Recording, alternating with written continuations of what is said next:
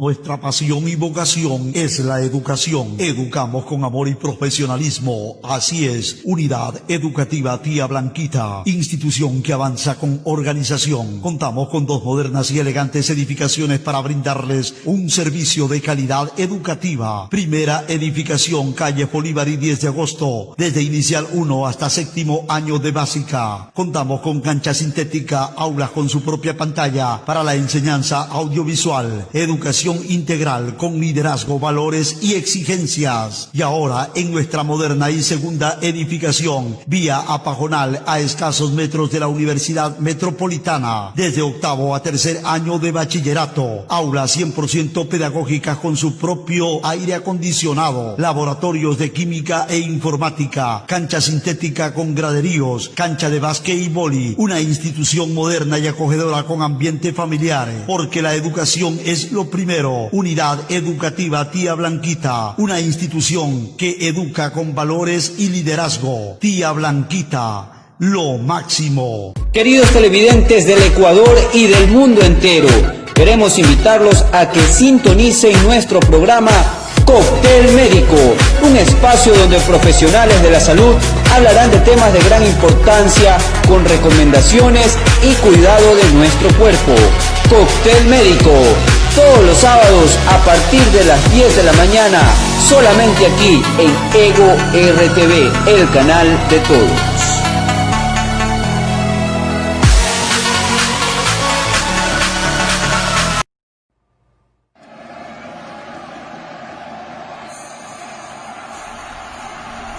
Era un triunfador dentro de un campo de fútbol. Sin embargo, casi pierde el partido más importante de su vida. El portero Iker Casillas, campeón del mundo con la selección de España, sufrió un infarto de miocardio durante el entrenamiento de su club Oporto. El guardameta, que está a punto de cumplir los 38 años, sintió un dolor en el pecho durante el entrenamiento del club portugués. Lo que el jugador Iker Casillas ha sufrido el día de hoy es un infarto cardíaco, en el que un sector del corazón se quedó sin el aporte sanguíneo, por tanto dejó de recibir oxígeno y nutrientes, y que se diferencia del paro cardíaco, en donde todo el corazón se detiene y además cesa el bombeo de sangre a todo el organismo. Sintiendo dolor de pecho, sintiendo los malestares propios de un infarto, el corazón ha seguido trabajando y le ha permitido poder llegar a la clínica rápidamente, ¿no? Él ha presentado el dolor de pecho, la sensación de náuseas durante la práctica deportiva. Ha detenido la práctica deportiva, ha salido del campo, lo han tenido 15 minutos en observación y como el dolor no cesaba, lo llevaron a la clínica.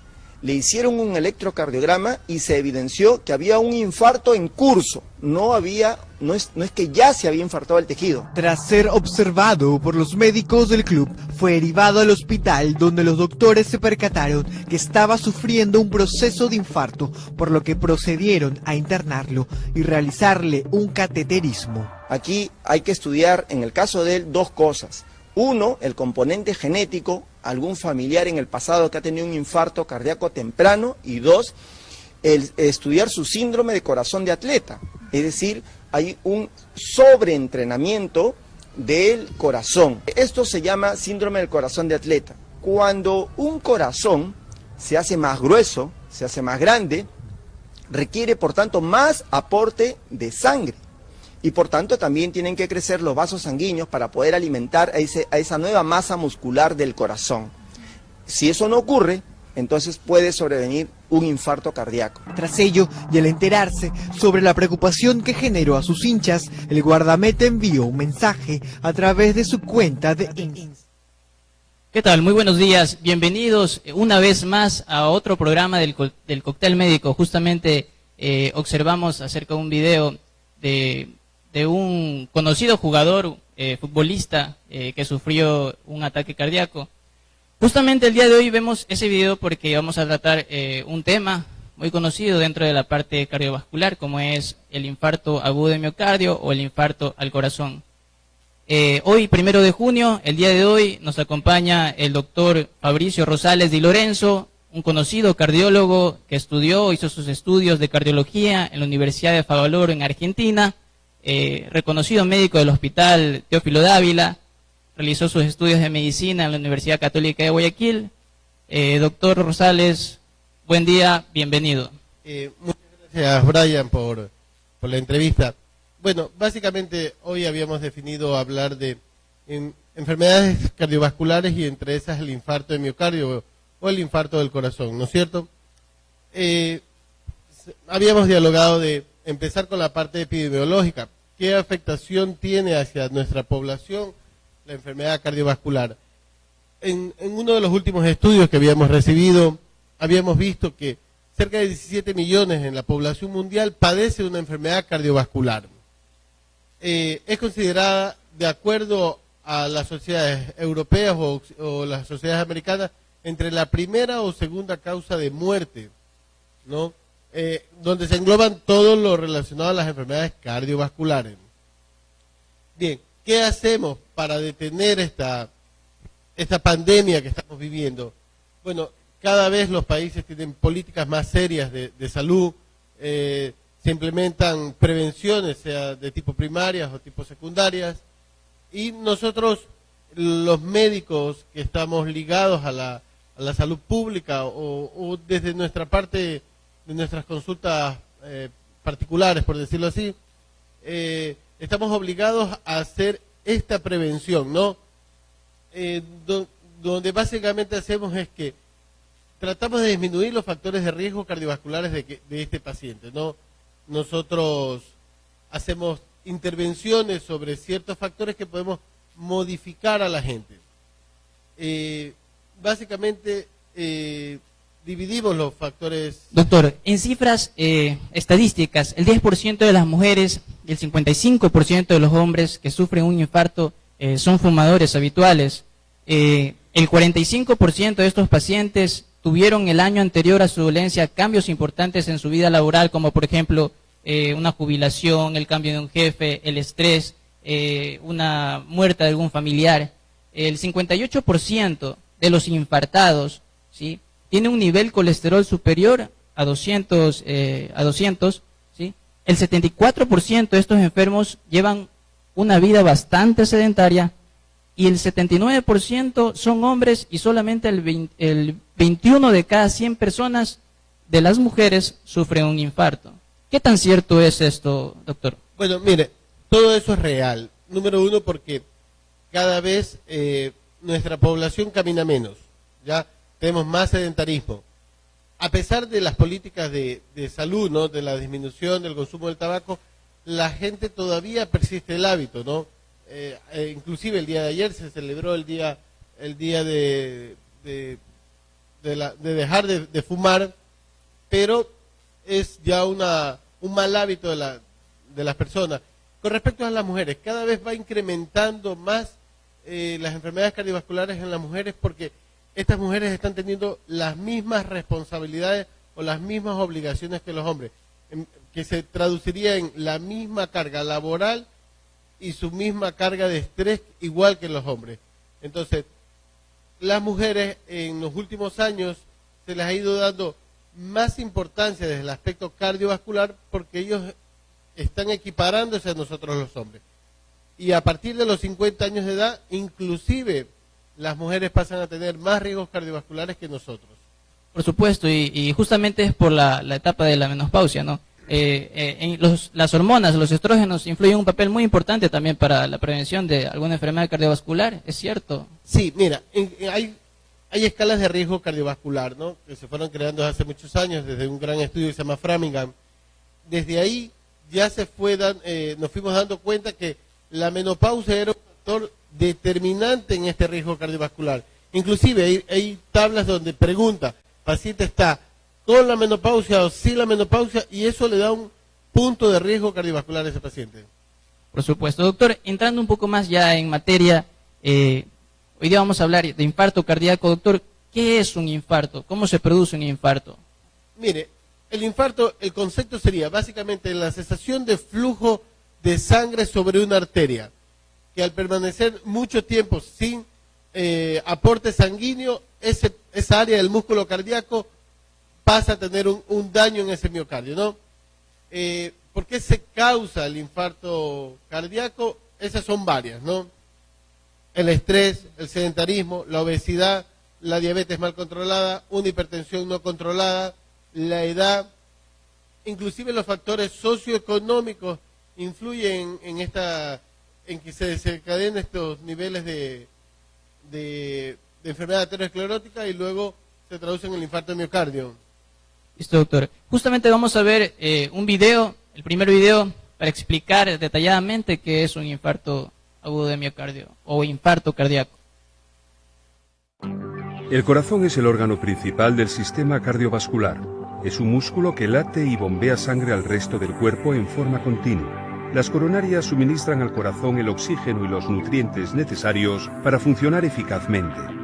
Los glóbulos rojos, los glóbulos blancos y otras sustancias circulan libremente hacia el corazón y otras partes del cuerpo. En una persona sana, las paredes de las arterias son lisas y de un grosor uniforme.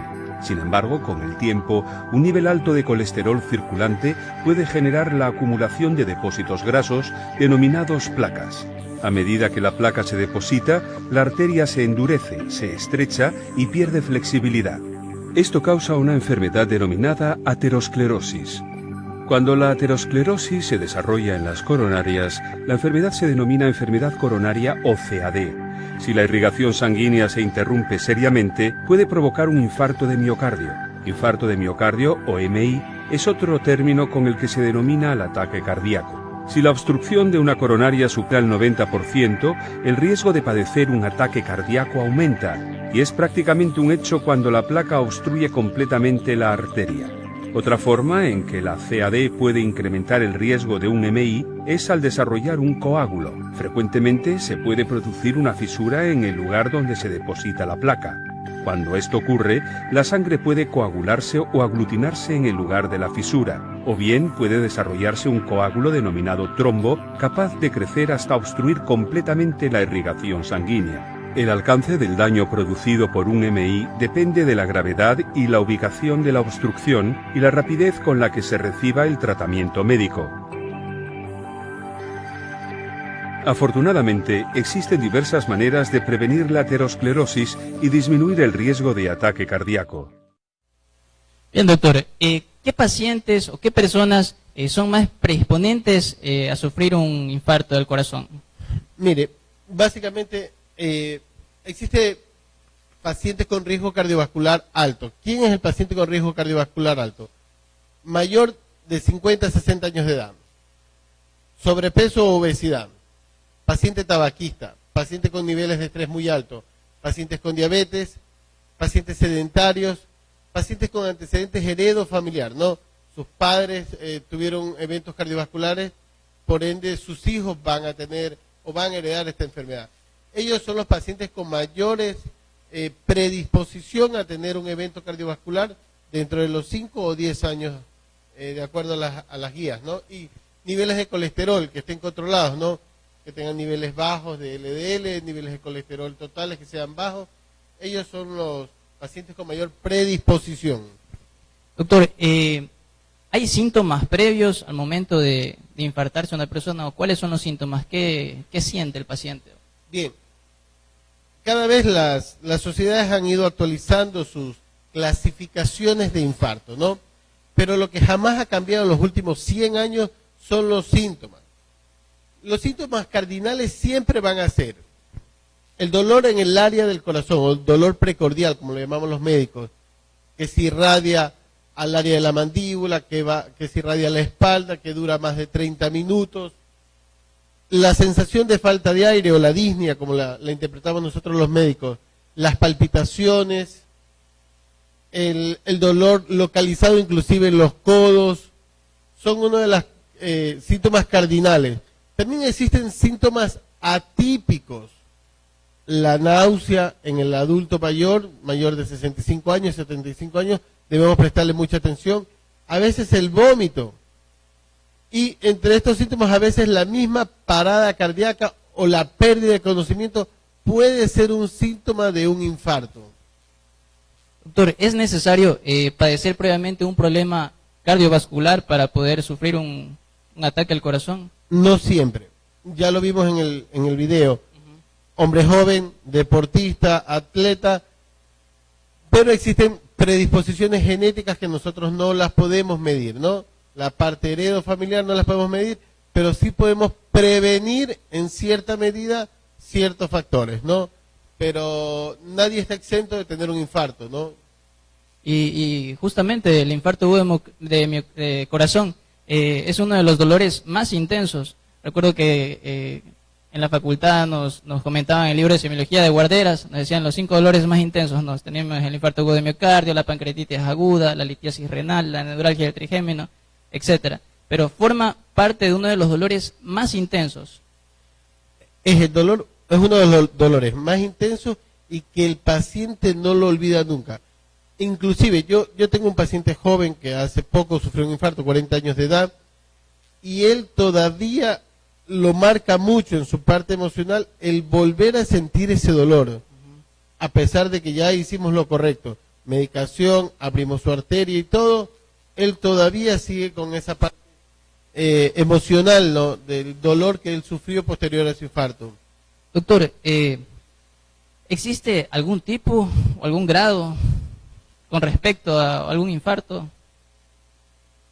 Una clasificación, tal vez. Bueno, mire, el infarto tiene una clasificación que son 5. Eso es básicamente muy técnico, ¿no? La forma como se obstruyó la arteria y en qué momento nosotros lo vamos a clasificar. Y hay otros tipos de infartos que los clasificamos posterior a procedimientos que hemos hecho. Pero para la ciudadanía, como forma general, el infarto es uno, es la obstrucción de la arteria, la cesación del flujo sanguíneo, el dolor que proviene y los cambios que se van a generar.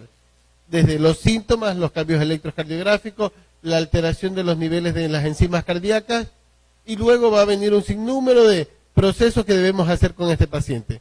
Su internación, su manejo, sea en unidad de cuidados intensivos, sea en una sala general. Generalmente todos los pacientes terminan ingresando a unidades coronarias o unidades de terapia intensiva porque son pacientes con un alto riesgo de hacer muerte súbita, de hacer complicaciones eléctricas, de hacer complicaciones mecánicas, y ellos van a permanecer en estas áreas la cantidad de tiempo en que sus enzimas cardíacas desciendan o que sus electrocardiogramas vayan mejorando. Ahora, doctor, ¿cuáles serían las consecuencias justamente de este problema? A ver, cuando nos sobreviene un infarto, la parte buena de la medicina es que fue avanzando. Nosotros, si cumplimos o el paciente está en el lugar adecuado, se van a hacer las cosas correctas. Llamemos cosas correctas. Entonces depende del tiempo. Depende del tiempo y depende de donde se encuentre el lugar, el paciente en el lugar, y que el paciente también sepa identificar que está frente a un infarto. Ojo, existen los infartos silentes, los pacientes se acuestan a dormir, se infartan, no lo sienten, son jóvenes, siguen caminando y al final terminan dándose cuenta que ese músculo se deterioró. Por eso debe haber una especie de prevención. El paciente después de los 40, 45 años debe acudir a su médico de cabecera de confianza para que él lo pueda orientar qué debe buscar en ese paciente. Por supuesto, y veíamos justamente aquellos pacientes diabéticos son los que sufren este tipo de infartos silenciosos, o hay algún otro tipo de patología también que acompaña esto. O sea, básicamente la diabetes es el mayor, es la enfermedad que más agresividad va a hacer sobre las arterias, ¿no es cierto? Creemos que el 90% va a estar ligado a la diabetes, ¿no? Otro gran porcentaje lo va a sumar el tabaquismo y todo esto, pero es la agresividad. Todo va a depender que el paciente sea tan adherente al tratamiento, qué niveles de glicemia va a tener ese paciente, si hace actividad física, si realmente hace dieta saludable. Todos esos van a ser los factores que van a afectar a este paciente. Ahora, doctor, ¿qué podemos hacer si nosotros vemos que alguien le da un infarto? ¿Qué es lo primero que tendríamos que hacer? A ver, vamos a hablarlo básicamente en un domicilio o en una calle, ¿no? Porque en las instituciones médicas nosotros estamos formados para manejar esto. Estamos frente a un familiar nuestro, ¿no? Sea nuestro padre, sea nuestra madre. Básicamente es identificar algunos síntomas que el paciente sepa manifestar. Cuando uno lee estos libros de rescate, lo primero que se nos dice es llamar a un servicio de emergencia, ¿no? Ver que el paciente esté estable, que no esté en dificultad respiratoria, acompañar siempre al paciente, nunca hay que abandonarlo. Podríamos ser un poquito más agresivos, como si tenemos a la mano una aspirina, poderle colocar una aspirina debajo de la lengua al paciente. Si el paciente ya es un paciente hipertenso y no ha tomado la medicación, podemos a este paciente sugerir que empiece con la aspirina, si toma pastillas para el colesterol, si la pastilla de la presión no la ha tomado hasta ese momento, sugerirle al paciente que lo haga, ¿no? Lógicamente, el familiar se irá dando cuenta que el paciente esté consciente, que el paciente no esté muy fatigado como para realmente hacer que este servicio de emergencias médicas acuda un poco más rápido. Perfecto, doctor. Vamos a presentar un video, Steven, un video justamente de los factores, los síntomas que presenta una persona que se infarta. Infarto de corazón o de miocardio es aquella situación en la cual un territorio del corazón se queda sin riego suficiente para mantenerse vivo y deja de contraerse. En España se producen aproximadamente 50.000 infartos de miocardio al año y se producen por la combinación de factores genéticos y de factores, digamos, adquiridos. Los factores genéticos, en primer lugar, estarían los antecedentes familiares. Hay familias en las que es más frecuente tener problemas de corazón porque son más propensos a desarrollar obstrucciones de colesterol dentro de sus arterias coronarias, y también influyen el sexo y la edad. Los infartos de corazón generalmente son más frecuentes en los varones que en las mujeres, y también cuanto más años vamos cumpliendo, más riesgo tenemos de padecer un infarto de corazón. Hasta aquí digamos que poco podemos hacer por evitar un problema de corazón, porque son factores que consideramos como no modificables. Por el contrario, existe una gran cantidad de factores de riesgo que son modificables. ¿Qué quiere decir esto? Que con nuestro estilo de vida podemos hacer disminuir o aumentar la probabilidad de sufrir un infarto de miocardio. ¿Cuáles son estos factores de riesgo modificables? Pues en primer lugar el tabaco. El tabaco se considera la primera causa de enfermedad cardiovascular modificable. Es el principal responsable de infarto de corazón que podríamos evitar. Si no existiera el tabaco, si no fumásemos, bajaría muchísimo la incidencia, la frecuencia de infarto de miocardio. Además del tabaco, tenemos los problemas metabólicos, tenemos la diabetes mellitus, la hipercolesterolemia y tenemos también la hipertensión arterial como causas de problemas cardiovasculares a largo plazo. Por tanto, debemos tener mucho cuidado con la aparición de estos factores y controlarlos adecuadamente para reducir la probabilidad de sufrir un infarto de corazón. Y luego, finalmente, tenemos dos estilos de vida que son realmente preocupantes en cuanto a que está aumentando su incidencia, que son el sedentarismo y una dieta poco saludable, una dieta que no incluya frutas, que no incluya legumbres, que sea muy cargada en grasas saturadas, facilita en sal, en azúcar, facilita la aparición de colesterol, la aparición de obstrucción en las arterias coronarias, y no realizar ejercicio físico de forma habitual puede facilitar la aparición de problemas cardiovasculares y en concreto el infarto de miocardio. Perfecto. Estábamos revisando justamente los comentarios y hay muchas preguntas acerca de este tema. Y también quiero agradecer al auditorio, justamente son alumnos del doctor Víctor Lanchi, que también nos van a ayudar con unas pequeñas preguntas. A ver, tenemos Lorenzo Orellana, dice, felicitaciones por el programa. Una pregunta, ¿qué relación hay en el infarto cardíaco con los problemas psicoemocionales? Bueno, los problemas psicoemocionales nosotros lo definimos como el estrés. Se hicieron estudios en los años 1986, hubo un estudio muy grande que fue llevado por más de 30 años, el estudio Framingham. Entonces se encontró que el estrés era un determinante de que el paciente pueda tener un evento cardíaco. Nosotros cada vez tenemos más enfermedades cardiovasculares porque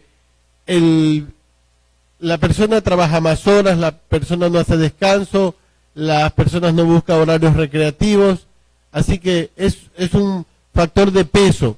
Hace muchos años, cuando yo vivía en Argentina, se hizo un análisis del por qué los presidentes latinoamericanos estaban teniendo enfermedades cardiovasculares y básicamente era por su carga de estrés. Yo cuando veía este video de Iker Castilla decía, un paciente joven, ¿por qué se infartó? A ver, es su carga de estrés. Son deportistas competitivos, están en torneos casi inmediatamente, ellos tienen que cumplir con su equipo, con su familia, con su pueblo, con todo. Ese es el nivel de estrés y esas son las consecuencias. No interpretemos que es el ejercicio, que eso fue la carga de estrés, ¿no? La que sobrevino este infarto en este paciente. Maribel Tenesaca nos dice, ¿el abuso de sustancias psicotrópicas tienen predisposición a sufrir un infarto cardíaco? Bueno, ¿qué pasa con las sustancias psicotrópicas? Vamos a ponerle nombre a algo, específicamente la cocaína. ¿Qué es lo que me hace la cocaína? La cocaína, cada vez que el paciente ingiere este tipo de sustancia, hace pequeños microinfartos en el corazón, ¿no? Ese corazón a corto plazo va a tener un deterioro tan importante de su función, de la fuerza de la contracción, que ese corazón va a terminar deteriorándose. Va a pasar algo que se llama el corazón dilatado. Va a ser como simular una vejiga donde uno la intenta aplastar y realmente no tiene consistencia.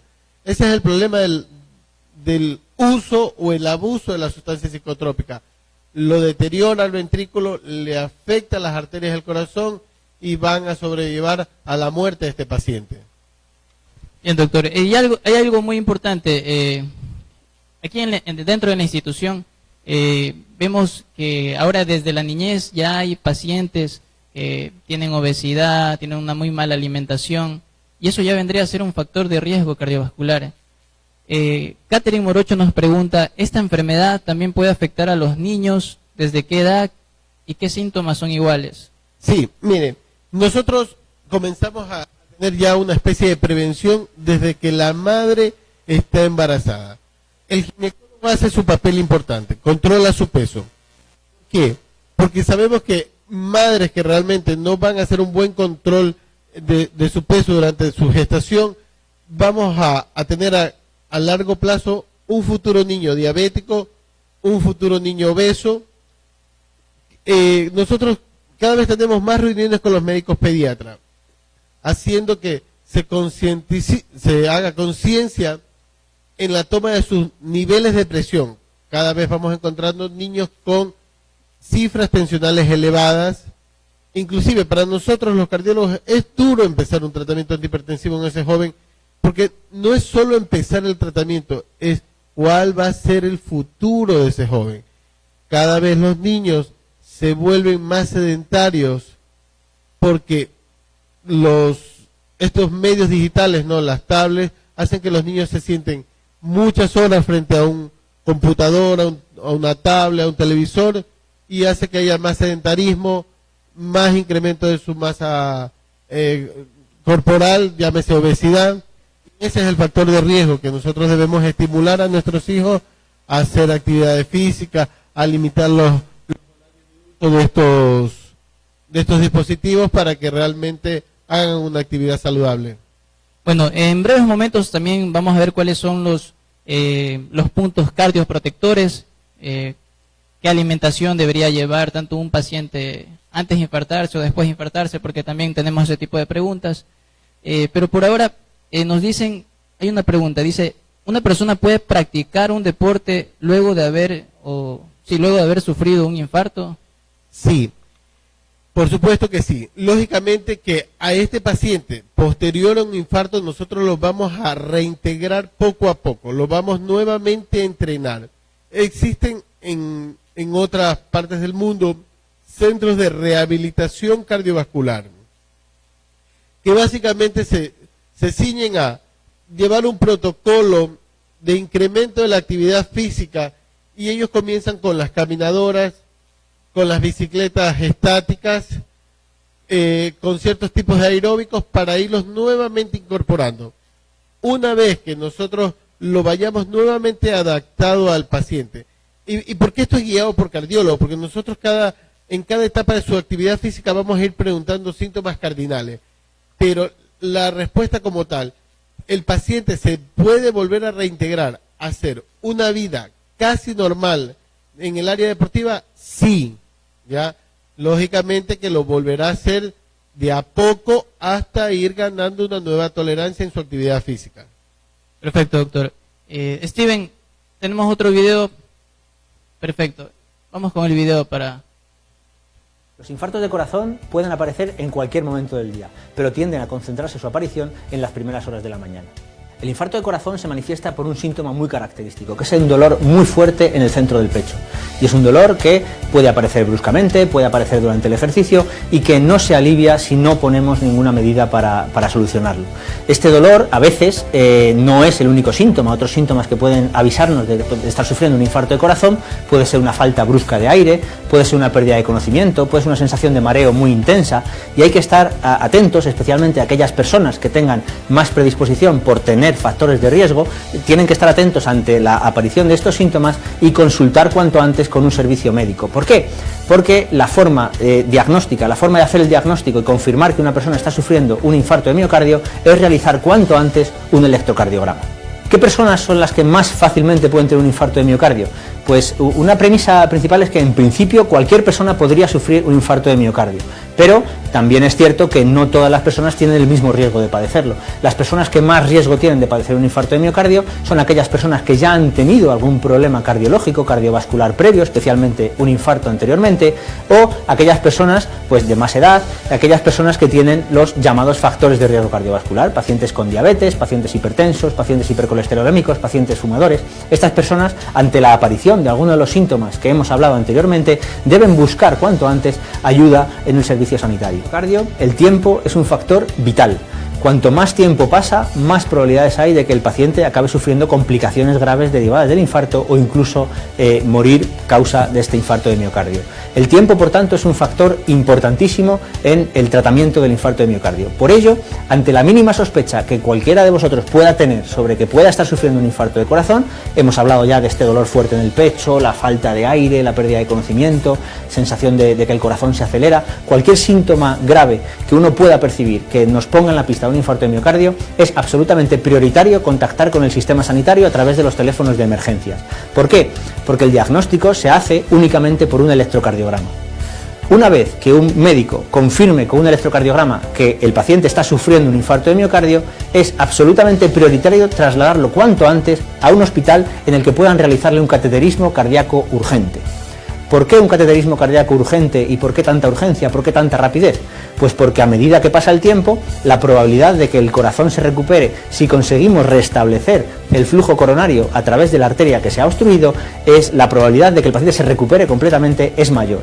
Por el contrario, a medida que pasa el tiempo y no tenemos mucho tiempo, a partir de la segunda hora ya raramente se producen recuperaciones completas, a partir de ese tiempo ya el corazón va muriéndose progresivamente, y si dejamos transcurrir más de 6 horas, 12 horas sin contactar con el sistema sanitario, la probabilidad de obtener una recuperación completa es muy baja y esa parte del corazón no se va a recuperar y habrá problemas a largo plazo, como insuficiencia cardíaca, arritmias que pueden complicar mucho la vida en el futuro. ¿Por qué es tan importante trasladar al paciente que está sufriendo un infarto de corazón a un hospital cuanto antes? Pues porque el mejor tratamiento posible para el infarto de corazón es abrir cuanto antes esa arteria coronaria que está obstruida. Y la mejor alternativa terapéutica en este momento para conseguir ese objetivo es realizar un cateterismo urgente para realizar una angioplastia sobre la arteria que está obstruida y devolver el flujo a la circulación sanguínea. Esto se hace en España aproximadamente en 15.000 pacientes al año y es la mejor opción que tenemos hoy en día para que el infarto tenga las menores secuelas posibles en la persona que lo está sufriendo. Muy bien, seguimos. Vamos a... Steven, ayúdanos por favor. Vamos justamente a contar con el público que nos va a hacer unas preguntas para el doctor.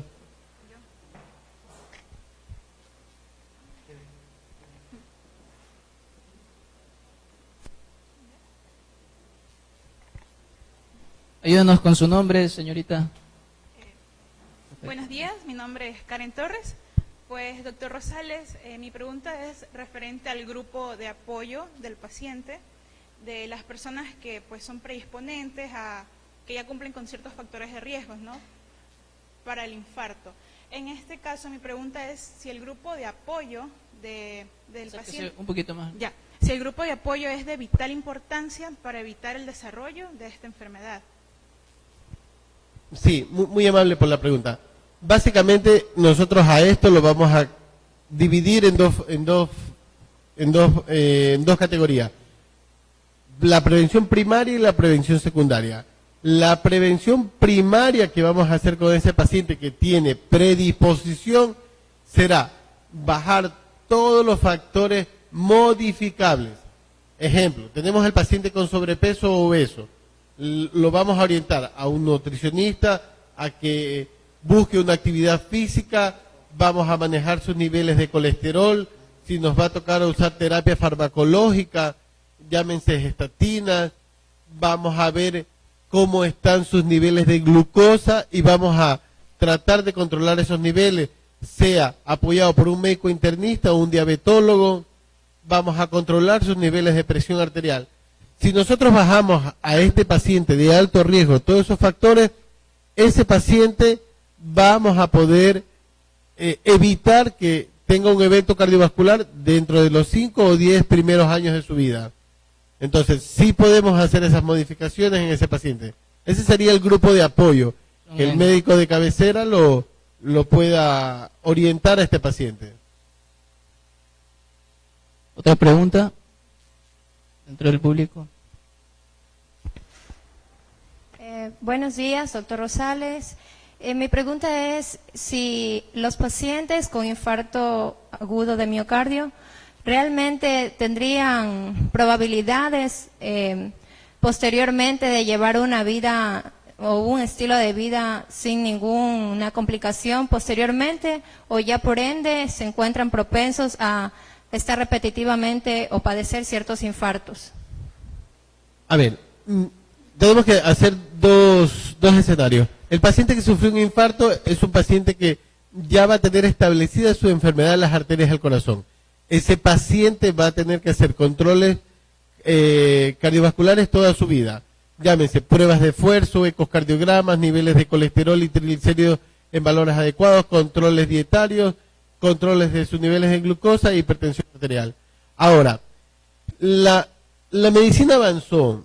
Nosotros, inclusive en la parte pública, hacemos que el paciente se haga todo lo que la ciencia tiene que darle. Lo antiagregamos, usamos aspirina, clopidogrel, cualquiera de ellos, usamos pastillas para bajar sus niveles de colesterol, controlamos su hipertensión arterial y su diabetes, y sometemos a la mayoría de nuestros pacientes a procedimientos de cateterismo cardíaco, que es lo que va a restablecer el flujo de las arterias. Una vez que nosotros hacemos todo lo que le corresponde a ese paciente, le damos una calidad excelente de tratamiento, ese paciente va a hacer una vida casi completamente normal como lo hacemos todos nosotros. Lógicamente, ese paciente acudirá más a su médico cardiólogo, a su médico clínico, para controles cardiovasculares. Perfecto.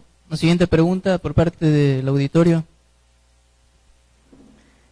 Doctor Rosales, buenos días. Mi pregunta es hacia la ciudadanía. ¿Cuáles son las medidas para prevenir un infarto agudo de miocardio? Bueno, mira, básicamente el paciente tiene que hacer prevención. O sea, no existe otro método más eficaz que ir a una consulta médica, tomar sus niveles de colesterol, tomarse una vez a la semana la presión. Mire, la presión arterial hay farmacias que lo ofrecen gratuitamente. La Cruz Roja todos los días jueves creo que pone un stand para hacer controles de presión arterial. Están las unidades de subcentro, están sus médicos particulares, sus niveles de glucosa, una tira reactiva, ven qué niveles de glucosa tienen, y después de los 45 años deben acudir, aunque sea a realizarse un electrocardiograma. Tenemos algo positivo que yo me estoy dando cuenta. La salud en el Ecuador está tomando medidas de sociedades un poco más avanzadas. Ya al niño, cuando está yendo a la escuela, ya se le está obligando la realización de un electrocardiograma. Y no tanto es la realización del electrocardiograma, ese cardiólogo está obligado a examinar a ese niño, a hacer la auscultación cardíaca, a tomar su presión arterial, y ya estamos haciendo prevención. Eso es lo positivo que está teniendo hoy nuestra sociedad, nuestro país. Eso me está agradando mucho. Eso cuando yo estudiaba en Buenos Aires hace 10 años ya existía. Iban al gimnasio, se hacían un control de electrocardiograma. Entonces, si hay manera de prevenirlo, deben simplemente acudir. Creo que todos los médicos generales, de familia, los especialistas estamos formados para poder orientar a ese paciente. Perfecto. Acudir al médico, pero ya sin complicaciones. Siempre la prevención. ¿Alguna otra pregunta? Doc, buenos días, doctor Rosales. Mi pregunta va encaminada en cuanto a qué manera de prevención y en cuanto al hábito de alimentación debería tener la gente y la población para prevenir este tipo de eventos. A ver, mira, la alimentación, el problema de nuestra sociedad es que no todos tenemos acceso a una buena calidad de alimentación. Lastimosamente, nuestro nivel sociocultural hace que nuestra gente busque alimentos un poco más accesibles o baratos, que no siempre son los saludables. Ahora, si me lo preguntas técnicamente, ¿qué es lo que debe consumir generalmente más el paciente para tener una vida más saludable? Tiene que estar ligado a las hortalizas. Dentro de sus dietas tiene que haber mucha legumbre, tiene que haber frutos secos, tiene que haber mucho consumo de manzana, pera, debe haber consumo de aceites de oliva, debe haber consumos de todos estos frutos secos. En los últimos años ha salido esto del arándano, que tiene estudios realmente científicos en el cambio de vida. Pero lo que nosotros debemos influir en nuestra sociedad es que nuestra gente tienda a alimentarse un poco mejor. No con esto se está prohibiendo la comida rápida, simplemente que trate de a esa comida rápida no abusarla tanto.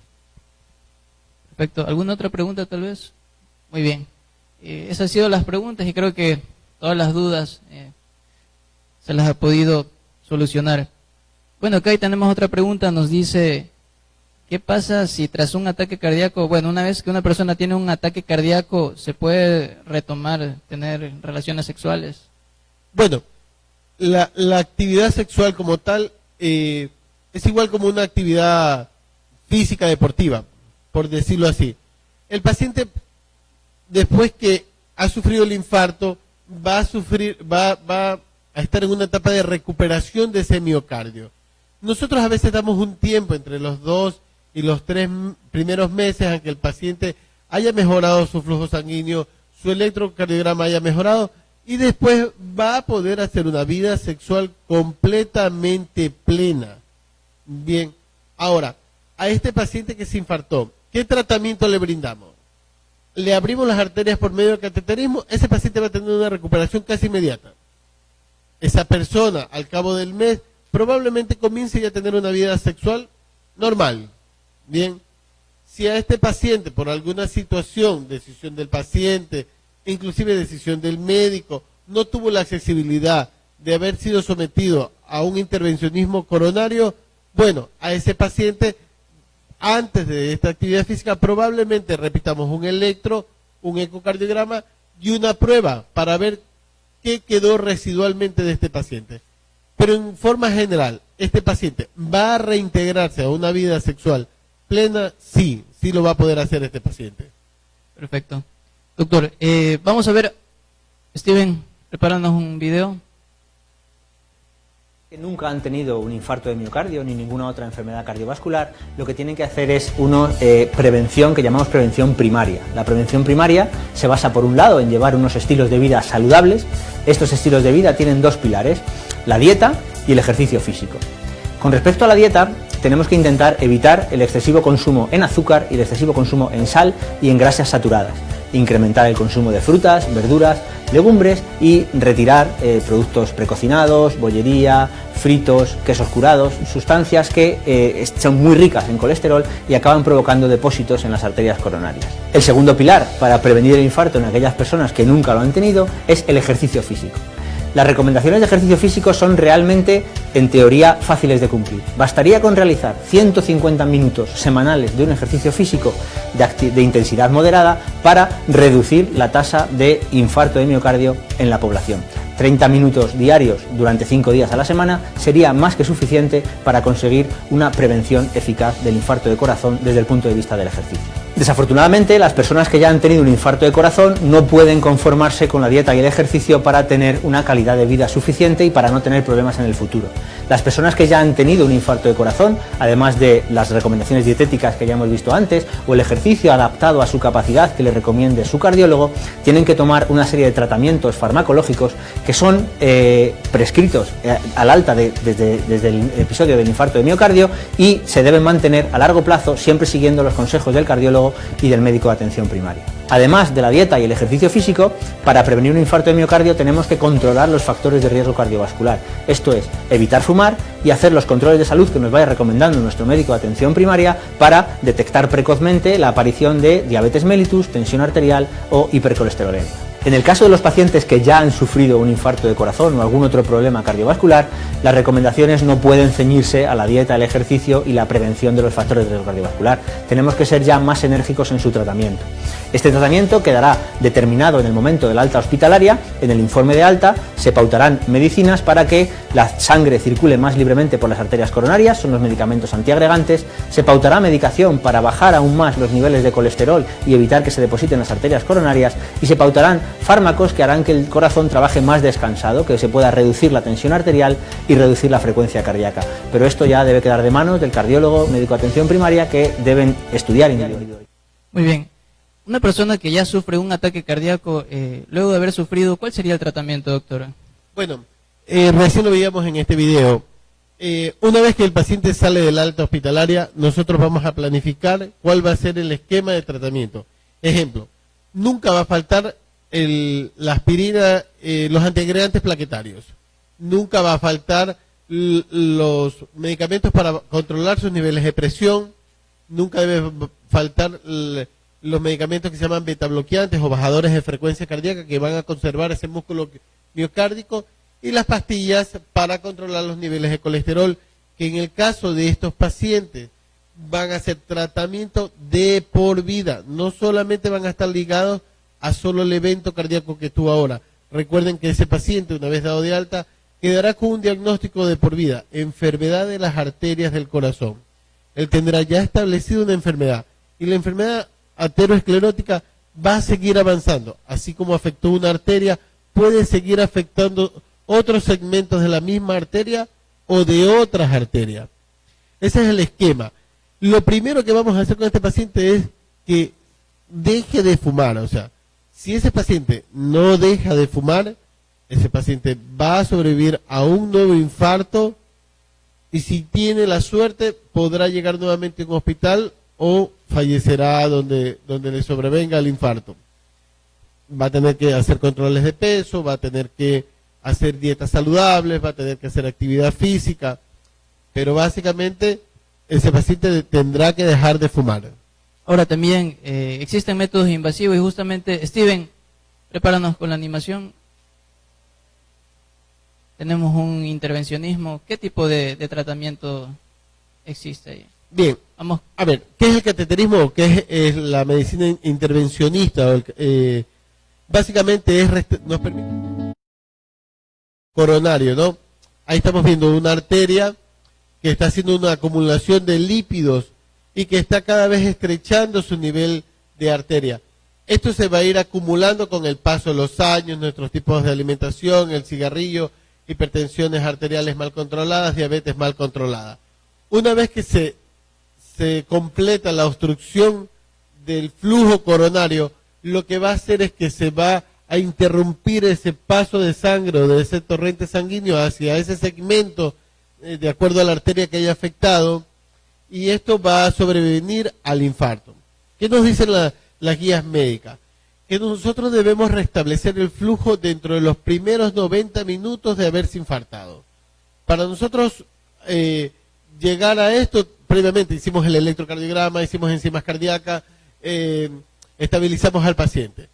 Muy bien, luego convencemos al paciente de que la medicina actual nos sugiere abrir esa arteria. ¿Qué estamos viendo? Estamos viendo que en este video que se está dando un procedimiento de un cateterismo más una posible angioplastía. En este momento, ¿qué está haciendo el balón? Acaba de nuevamente restablecer el flujo y abrirla. Pero luego, en ese lugar donde se sobrevino el infarto, es una arteria que ya quedó lesionada, y esa arteria lesionada va a volver a correr el riesgo de volver a obstruirse. Con el paso de los años, más o menos en los años 90, se vinieron estos famosos stent un poco más modernos, o llamados stent medicados, que hacen que su durabilidad sea superior, 30 años cuando el paciente está muy bien cuidado. Entonces, esta malla que se coloca dentro de la arteria va a permitir que esa arteria se mantenga el mayor tiempo abierta o estable. Esa malla como tal tiene un material que no va a afectar ni al organismo ni nada, que va a tener una sustancia que va a hacer que esa arteria se mantenga el mayor tiempo posible abierta. Luego, con el paso de los años, nosotros debemos cada cierto tiempo ir haciendo estudios de que esa arteria siga abierta, llámense pruebas no invasivas, ecocardiogramas, pruebas de esfuerzo, ecodobutamina, para nosotros saber que la permeabilidad de esa arteria sigue estando estable. Básicamente eso es un tratamiento que se viene haciendo desde los años 80, cada vez en los últimos años siguen siendo los tratamientos de primera elección, los que mejores calidades de vida le han dado a los pacientes, y es lo que se debe hacer. Nosotros, voy a hablar de mi ciudad y yo como médico de institución pública, nosotros eso le damos a nuestros pacientes en nuestras instituciones públicas, porque eso es lo que el paciente amerita. Perfecto, doctor. Estamos ya llegando a la parte final del programa. Mandar saludos a la gente que ha estado el día de hoy, como por ejemplo Catherine Morocho, Erwin Guerrero, Majito Ruilova, Luzmi Herfi, que es la esposa del doctor Lanchi, David Santeros, Paula Valareso, Karen Torres. Bueno, en sí, mucha gente se nos queda ahí para enviarle saludos. Doctor, ¿qué tal? ¿Cómo se ha sentido hoy en el programa? Bien, bastante cómodo. Agradecer esta oportunidad, porque de todos modos, la idea es que la gente tenga herramientas, que la gente se eduque, que tenga información correcta, adecuada, certera y honesta para sus familiares, para sí mismo, qué es lo que se debe hacer, cuándo acudir al médico, que ayuden a sus familiares a que dejen hábitos no saludables como el cigarrillo o a veces en el consumo de las drogas, que realmente sí nos van a dar perjuicio a nuestra salud y también van a hacer un perjuicio a nuestra familia, ¿no? Entonces, es bienvenida esta charla, nos ayuda a todos, todos aprendemos de esto, así que muchas gracias por la invitación. Listo, bueno, son exactamente 11 de la mañana, ha sido un programa más del Cóctel Médico, que tengan un buen día. Queridos televidentes del Ecuador y del mundo entero, queremos invitarlos a que sintonicen nuestro programa Cóctel Médico, un espacio donde profesionales de la salud hablarán de temas de gran importancia con recomendaciones y cuidado de nuestro cuerpo. Cóctel Médico, todos los sábados a partir de las 10 de la mañana, solamente aquí en Ego RTV, el canal de todos.